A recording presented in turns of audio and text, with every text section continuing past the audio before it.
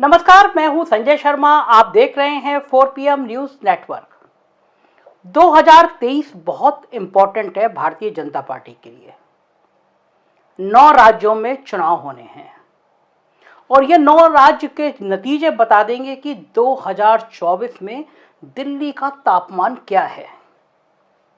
ये 9 राज्यों के नतीजे संकेत दे देंगे कि एक बार फिर नरेंद्र मोदी भारतीय जनता पार्टी की तरफ से देश के प्रधानमंत्री घोषित होते हैं और बनते हैं, या फिर नरेंद्र मोदी नेता विपक्ष बनते हैं। इन 2023 के 9 राज्यों में पार्टी पूरी जान लगाने जा रही है। सबसे ज्यादा फोकस इन 9 राज्यों पर है। कारण ये कि 2024 का बेस तैयार कर देंगे, माहौल बना देंगे। चुनाव में असली चीज माहौल बनना होता है। एक एक राज्य की स्क्रूटनी की जा रही है। 1.5 साल बचा है। बीजेपी मान रही है कि 1.5 साल के अंदर सब कुछ फाइनल हो जाना है, तो स्क्रूटनी चल रही है। लेकिन 2 राज्य ऐसे हैं जो आपस में लड़ गए हैं। दोनों बीजेपी की सरकारें हैं और ये लड़ाई भारतीय जनता पार्टी को दिसंबर और जनवरी में ठंड में पसीने छुड़ा रही है। समझ नहीं आ रहा कि इसका निदान कैसे पाएं, क्योंकि अगर ये लड़ाई नहीं सुलझी तो भैंस गई पानी में।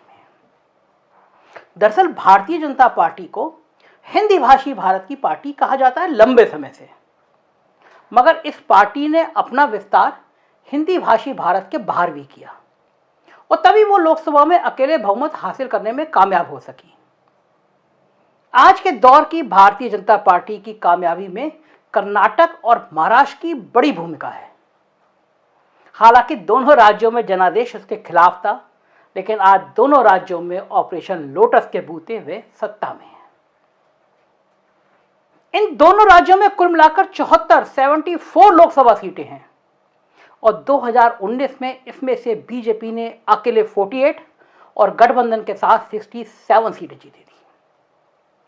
मगर आज ना तो कोई ताकतवर पार्टी के साथ गठबंधन है और ना ही कोई ताकतवर समीकरण है।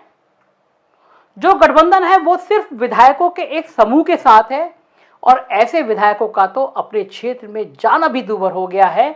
गुवाहाटी मॉडल वाले विधायक जब भी महाराष्ट्र के अपने क्षेत्र में जाते हैं, पब्लिक नारा लगाने लगती है, 50 होके एकदम ओके, मतलब 50 करोड़ लेकर सत्ता परिवर्तन का खेल ओके। लगभग ऐसी परिस्थितियां कर्नाटक में भी हैं, जहां पार्टी के खिलाफ एक एंटी इनकम्बेंसी की बात की जा रही है। मुख्यमंत्री बदलने के बाद पार्टी ने हालात सुधरने की उम्मीद लगाई थी, लेकिन हुआ उल्टा। हालात और बिगड़ते चले गए। इतने बिगड़े कि अब पार्टी को सांप्रदायिक ध्रुवीकरण का सहारा बचा है। जिन साध्वी प्रज्ञा की बातों से प्रधानमंत्री जी का मन दुखी हो जाता था, वो साध्वी प्रज्ञा को सब्जी काटने वाला चाकू तेज करने जैसे बिगड़ैल बोल कर्नाटक में जाकर बोलने की जरूरत पड़ रही है। दोनों राज्यों में ये जो हालात चल रहे थे, इससे बीजेपी परेशान तो थी। समझ नहीं आ रहा था करें क्या। तभी सीमा विवाद आ गया। सीमा विवाद के साथ साथ भाषा का विवाद भी आ गया और ये दोनों विवाद किसी दूसरे के साथ नहीं, बल्कि भारतीय जनता पार्टी के अपने राज्यों में थे, इसलिए और उलझ गई चीजें। दरअसल बात यह है कि महाराष्ट्र और कर्नाटक के बॉर्डर इलाके में यदि आप कर्नाटक में जाएंगे तो कई मराठी भाषी गांव मिल जाएंगे और महाराष्ट्र में जाएंगे तो कई कन्नड़ भाषा के गांव आप देखेंगे। इन्हीं गांव पर दोनों राज्य एक दूसरे के हिस्से पर दावा करते हैं और यही दावेदारी अब भारतीय जनता पार्टी के गले की फांस बन गई है। क्योंकि दोनों राज्यों में वही सत्ता में है, तो विपक्ष के सिर पर ठीकरा भी नहीं फोड़ सकती कि भाई आपने हमारे यहाँ आग लगा दी है।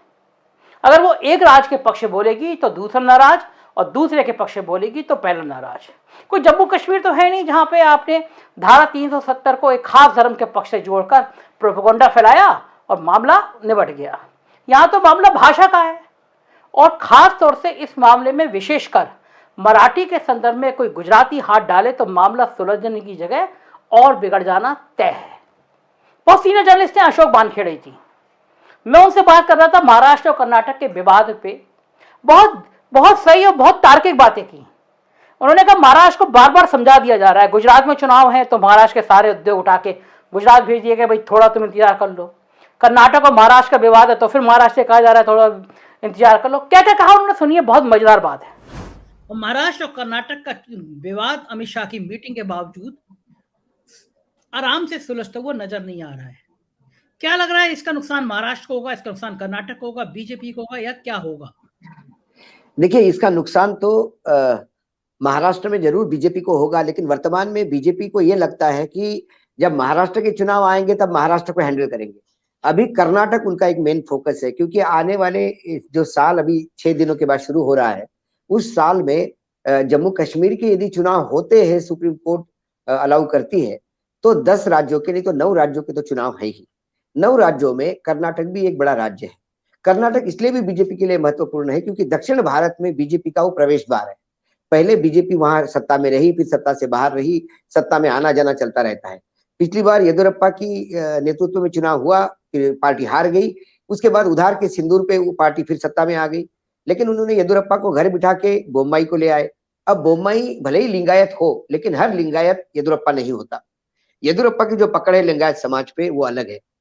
लेकिन ये जो महाराष्ट्र का विवाद जो आपने छेड़ा, इसका मैं आपको बता दूं संजय जी, कर्नाटक एक राज्य ऐसा है, तो उस कर्नाटक की भी स्थिति थोड़ी बहुत महाराष्ट्र जैसी है। कुछ तमिलनाडु से आया हुआ कर्नाटक है, कुछ आंध्र से आया हुआ कर्नाटक है, कुछ महाराष्ट्र से गया हुआ कर्नाटक है।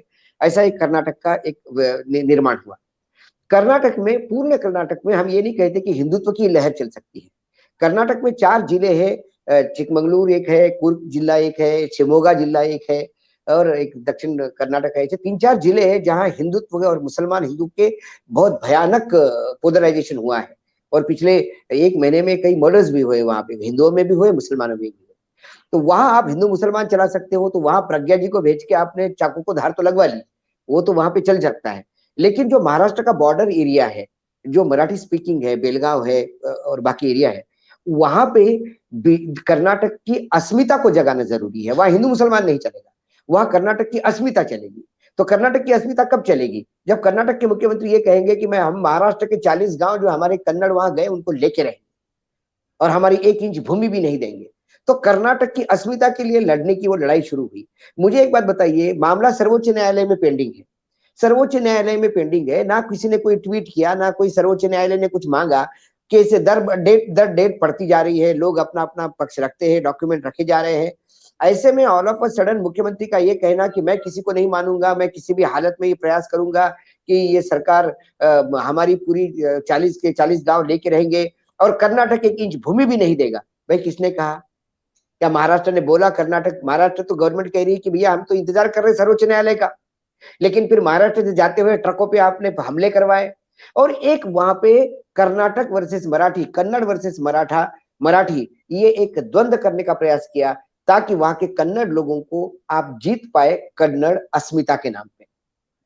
लेकिन ये दांव कर्नाटक में हो सकता है बीजेपी को मदद करने, लेकिन जहां तक महाराष्ट्र है, महाराष्ट्र में सरकार बुरी तरह से फंसी हुई है, क्योंकि सरकार महाराष्ट्र में बीजेपी की ही है। बीजेपी की सरकार जब दिल्ली आके कहती है नेता हमारे कि भाई वो जरा कर्नाटक वाले को समझाओ, तो उनको बोला जाता है संयम रखो। जब महाराष्ट्र के ट्रक जाते तो पत्थर खा के आते हैं, फिर भी कहते हैं संयम रखो। तो महाराष्ट्र की जनता को यह लग रहा है कि जब से देवेंद्र फडणवीस की सरकार बनी है, तब से वेदांता गुजरात गया, संयम रखो गुजरात में चुनाव है, टाटा गुजरात गया, संयम रखो गुजरात के चुनाव जीतने हैं। तो महाराष्ट्र का भारी नुकसान हुआ, अच्छा खासा निवेश आना था वो नहीं आया क्योंकि गुजरात में चुनाव थे। अब महाराष्ट्र, कर्नाटक, महाराष्ट्र के बॉर्डर इशू पे भी मार खा रहा है और बोला जा रहा है संयम रखो क्योंकि कर्नाटक में चुनाव है। तो यदि महाराष्ट्र को क्या शहादती देनी है? क्या महाराष्ट्र में एक भी मर्द नेता नहीं बचा जो इस शहादत के खिलाफ आवाज उठाए? और वो मर्दांगी का काम वहां का विपक्ष कर रहा है, और मुख्यमंत्री और उप मुख्यमंत्री दोनों बगले झांक रहे हैं। वो जगह नहीं मिल रही उनको कि क्या जवाब दे इसका। वो बार बार इनको पूछ कर रहे हैं कि भैया आप केंद्र सरकार के पास क्यों नहीं जाते? जब वेदांता गया तो उन्होंने कहा कि प्रधानमंत्री जी ने कहा कि इससे बड़े प्रोजेक्ट देंगे। अरे कहां दिए, कहां गए प्रोजेक्ट? तो ये लगातार कहीं ना कहीं बीजेपी बैकफुट पे जा रही है। वहां पर महाविकास आघाड़ी यदि चुनाव लड़ती है तो मुझे लगता है और अच्छा कंबाइन होकर और ठीक ठाक चुनाव लड़ ले तो लोकसभा में बीजेपी सिंगल डिजिट पे आ जाए तो आश्चर्य नहीं होना चाहिए। इतनी बुरी स्थिति है, क्योंकि जो शिवसेना इन्होंने तोड़ी, जो 41 सांसद गए, विधायक गए, संजय जी, महाराष्ट्र की शिवसेना की संरचना थोड़ी अलग है। वहां नेता कार्यकर्ताओं के भरोसे है। शिवसैनिक तय करता है कि इसको विधायक बनाना है तो बना देते हैं।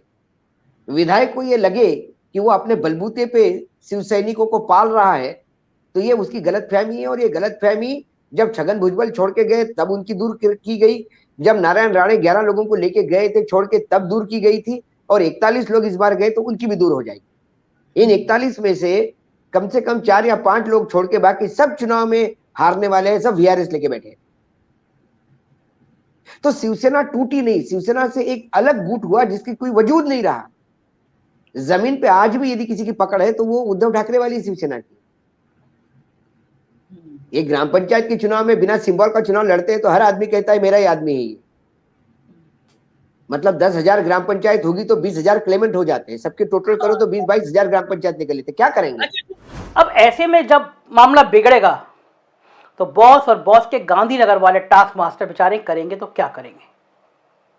हिमाचल वाले टास्क मास्टर तो इस विवाद को दूर से ही प्रणाम करते हुए दिख रहे हैं, कह रहे भाई मेरे बस का नहीं है। अब बात कर्नाटक की। कर्नाटक में पिछले 4 लोकसभा चुनाव 2004, 9, 14, 19 इसमें बीजेपी विनर साबित हुई है। लेकिन अब हालात बदल चुके हैं। अब तो बेंगलोर के भारत का सिलिकॉन वैली का दर्जा भी बना रहेगा या नहीं, इसमें संदेह लग रहा है, क्योंकि वर्क फ्रॉम होम कल्चर ने पूरी दुनिया के आईटी हब वाले शहरों के सामने चुनौती खड़ी कर दी है। अब आप खुद ही सोचिए, एक लैपटॉप और एक इंटरनेट कनेक्शन के सहारे चलने वाले रोजगार सेक्टर में अब क्या कोई बड़ा स्पेस किराए पर लेगा? जितने की जरूरत है उतनी ऑफिस लगाकर काम करवाएगा। ऊपर से नौकरियां बची कितनी हैं, और उसके ऊपर भी तो मल्टीनेशनल कंपनियां होती हैं वो बड़ा शांत माहौल चाहती हैं। वो चाहती है कोई झगड़ा नहीं हो, डेवलपमेंट की बात हो। था भी ऐसा, बंगलौर था भी, आईटी का हब था, दुनिया के बड़े बड़े उद्योग आते थे, और बंगलौर माना जाता कि तेजी से बदलता हुआ शहर है, और बड़े बड़े नौजवानों की बड़े बड़े समूह वहां जाते थे, बड़ी फैक्ट्रियां होती थी। मगर पिछले कुछ सालों में कर्नाटक में आग लगाने की कोशिश की। साध्वी प्रज्ञा का बयान आपके सामने है, उदाहरण है इस बात का। हिजाब क्या पहनोगे, क्या खाओगे, हिंदू मुसलमान। किसी भी राज्य को जीतने का जो फार्मूला भारतीय जनता पार्टी ने तय कर लिया है, कर्नाटक भी उसकी प्रयोगशाला बनाने की कोशिश की गई। नतीजा क्या हुआ? शहर का माहौल खराब होने लगा, और तब मल्टीनेशनल कंपनी वालों ने समझ लिया कि अब यह राज्य भी आग में जलने जा रहा है। नतीजा, बड़ी से बड़ी कंपनियां तेलंगाना शिफ्ट हो गई, हैदराबाद शिफ्ट हो गई। चाहे गूगल की बात करिए, फेसबुक की बात करिए, आईकिया की बात करिए, सारी कंपनियां अब इस समय हैदराबाद में है। तेलंगाना आईटी हब का नया राज्य बनता चला जा रहा है। बड़ी बड़ी कंपनियों को समझ में आ रहा है कि अब कर्नाटक में वो उतनी उम्मीदें बची नहीं है। दूसरा मामला कर्नाटक के उलझे हुए सामाजिक समीकरण का है। यहां सबसे बड़ा समुदाय लिंगायत है। इस समुदाय में उच्च वर्गीय और निम्न वर्गीय कई समूह हैं, और जब से भाजपा ने उच्च वर्गीय लिंगायत बीएस येदियुरप्पा को हटाकर निम्न वर्गीय लिंगायत बसवराज बोम्मई को मुख्यमंत्री बनाया है, तब से भाजपा की परेशानी काफी बढ़ गई है। ऊपर से पुराने समाजवादी और अब कांग्रेस के कर्ता धर्ता सिद्धरामैया का अहिंदा समीकरण, मतलब ओबीसी, दलित, मुसलमान की एकजुटता बीजेपी की परेशानी को काफी बढ़ा रही है। अब तो कर्नाटक के दलित नेता मल्लिकार्जुन खड़गे कांग्रेस के एक ऐसे बॉस बनकर सामने आए हैं जो चाय वाले को चाय तो पिलाना चाहते हैं, मगर उनकी कोई चाय पी नहीं रहा। आपको याद हो ना, जब मोदी जी कहते थे मैं तो चाय बेचता था, तो खड़गे सामने कहा कि मोदी जी आप तो बड़े तकदीर वाले हैं कि आपकी चाय पी लेते थे, लेकिन हम दलित समुदाय के उस दलित समुदाय से आते हैं जहां पे कोई हमारी चाय छूता भी नहीं था। अब कमल छाप वाले बॉस खड़गे साहब की चाय नहीं पिएंगे तो क्या होगा? लेकिन हो उल्टा रहा है। उल्टा वो ही अपनी चाय खड़गे साहब को पिलवा रहे हैं, फोटो वायरल करा रहे हैं। आपने देखा होगा प्रधानमंत्री जी और खड़गे जी का।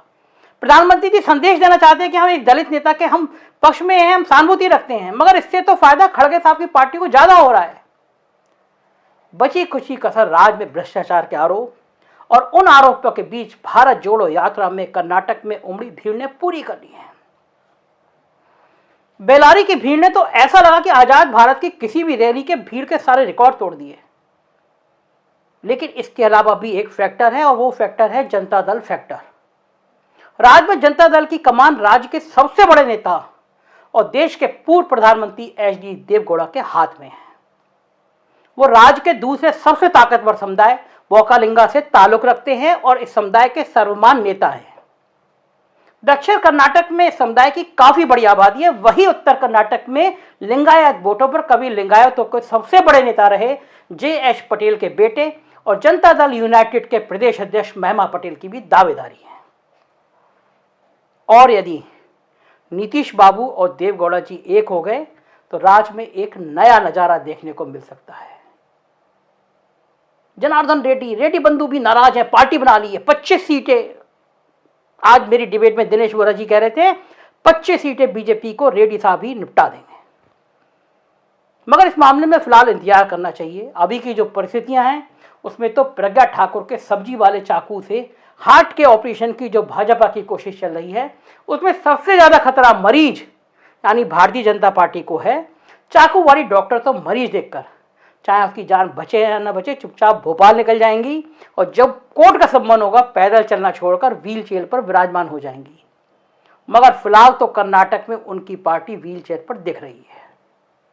अब बात महाराष्ट्र की, तो महाराष्ट्र में भाजपा कई फ्रंट पर लड़ रही है, बिल्कुल बिहार की तरह। सब जानते हैं कि बिहार और महाराष्ट्र में कुछ हासिल करने के लिए मजबूत गठबंधन सहयोगी की जरूरत है। लेकिन आज की तारीख में महाराष्ट्र में भाजपा का गठबंधन किसी दल से नहीं बल्कि विधायक दल से है।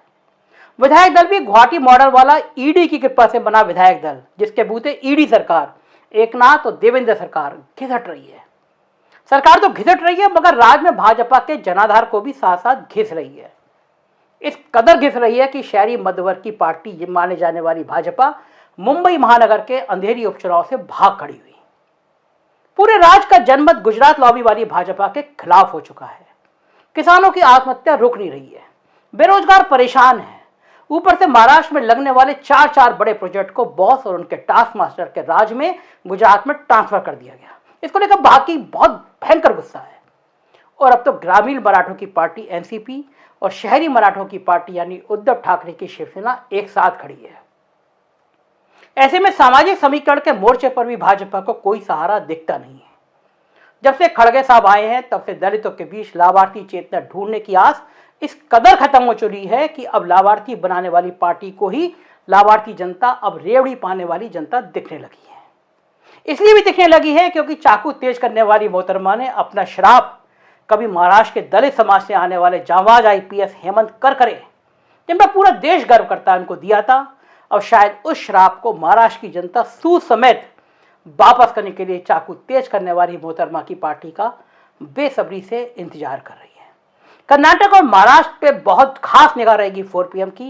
राजनीति की खबरें देखना हो तो सब्सक्राइब करिए 4 PM, हमारा ये नेशनल चैनल है। उत्तर प्रदेश की खबरें देखना हो तो 4 PM UP, बिहार की खबरें देखना हो तो 4 PM बिहार और गुजरात की खबरें देखना हो तो 4 PM गुजरात। सब्सक्राइब करिएगा।